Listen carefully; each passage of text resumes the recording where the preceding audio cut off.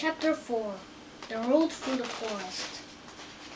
After a few hours the road began to be rough, and the walking grew so difficult that the Scarecrow often stumbled over the yellow brick, which were here very uneven. Sometimes, indeed, they were broken or missing altogether, leaving holes that Toto jumped to cross and Dorothy walked around. As for the Scarecrow, having no brains, he walked straight ahead, and so stepped into the holes and fell at full length on the hard bricks.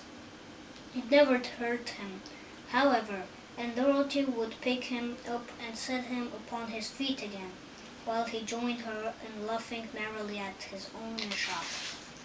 The farms were not here nearly so well cared for here as they were further back. There were fewer houses and fewer fruit trees, and the farther they went the more dismal and lonesome the country became. At noon they sat down by the roadside, near a little brook, and Dorothy opened her basket and got out some bread. She offered a piece to the Scarecrow, but he refused. "I am never hungry," he said, "and it is a lucky thing I am not, for my mouth is only painted, and if I should cut a hole in it so I could eat, the straw I am stuffed with could come out, and that would spoil the shape of my head." Dorothy saw at once that this was true, so she only nodded and went on eating her bread.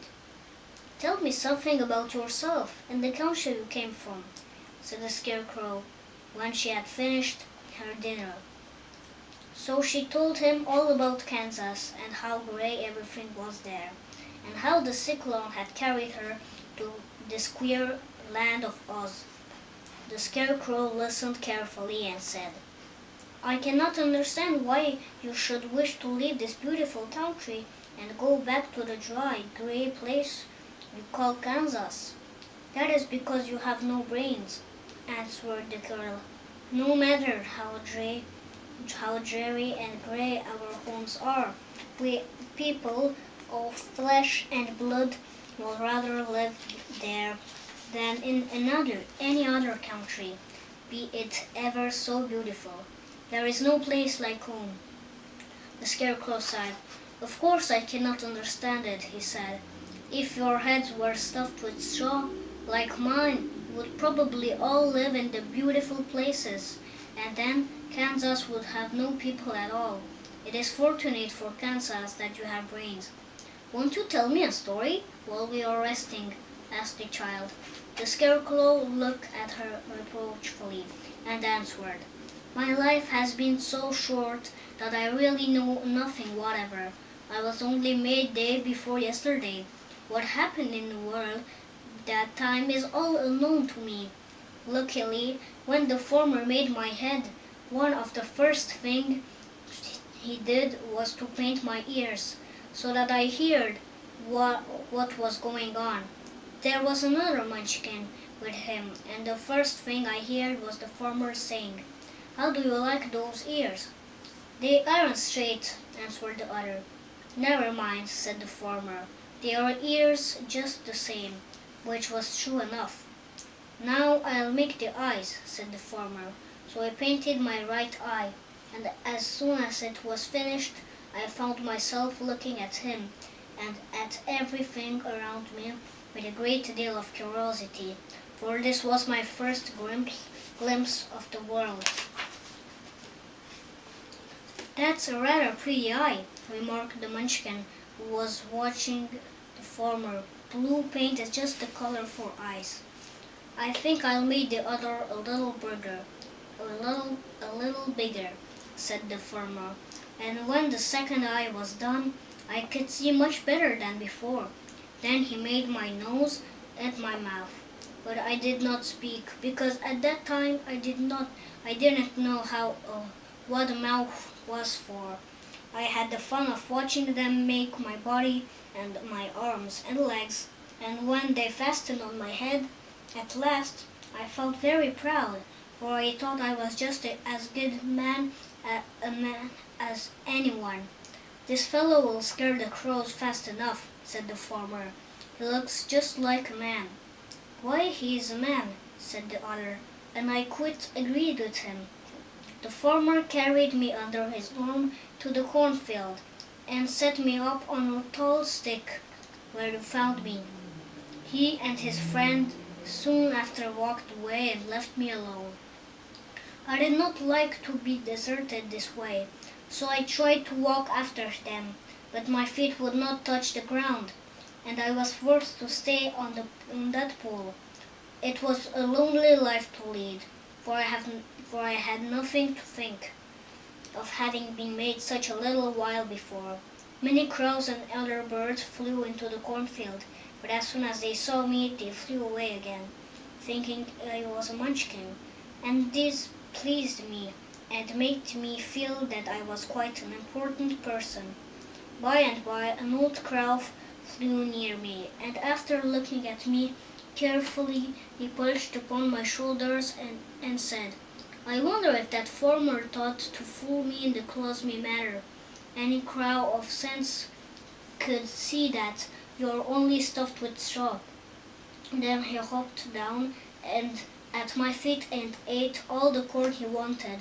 The other birds, seeing he was not harmed by me, came to eat the corn too.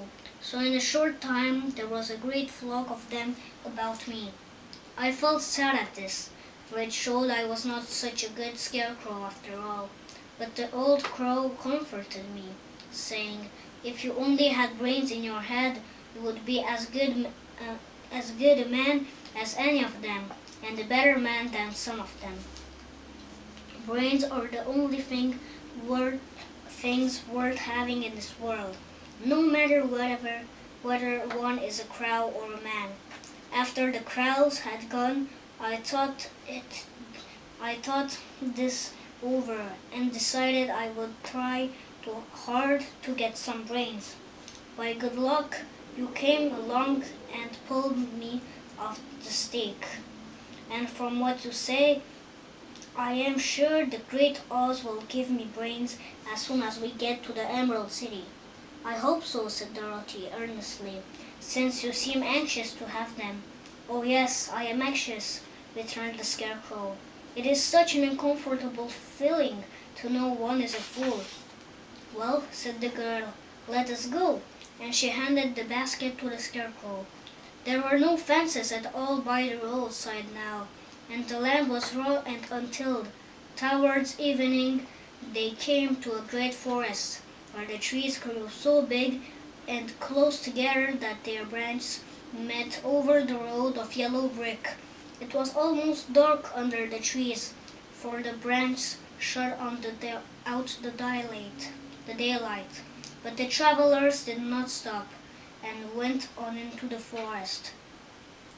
If this road goes in, it must come out, said the Scarecrow, and as the Emerald City is at the other end of the road, we must go wherever it leads us. Anyone would know that, said Dorothy. Certainly, that is how I know it, returned the Scarecrow. If it required brains to figure it out, I never should have said it. After an hour or so the light faded away, and then found themselves stumbling along in the darkness. Dorothy could not see at all, but Toto could, for some dogs see very well in the dark, and the Scarecrow declared he could see as well as by day. So she took hold of his arm and managed to get along fairly well. If you see any house or any place where we can pass the night, she said, you must tell me, for it is very uncomfortable walking in the dark. Soon after the Scarecrow stopped. I see a little cottage at the right of us, he said, built of logs and branches. Shall we go together? Yes, indeed, answered the child. I am all tired out. So the Scarecrow led her through the trees until they reached the cottage, and Dorothy entered and found a bed of dried leaves in one corner. She lay down at once, and with Toto beside her, soon fell into a sound sleep. The Scarecrow, who was never tired, stood up in another corner and waited patiently until morning came. Chapter 4 was this video. The next video is the chapter 5.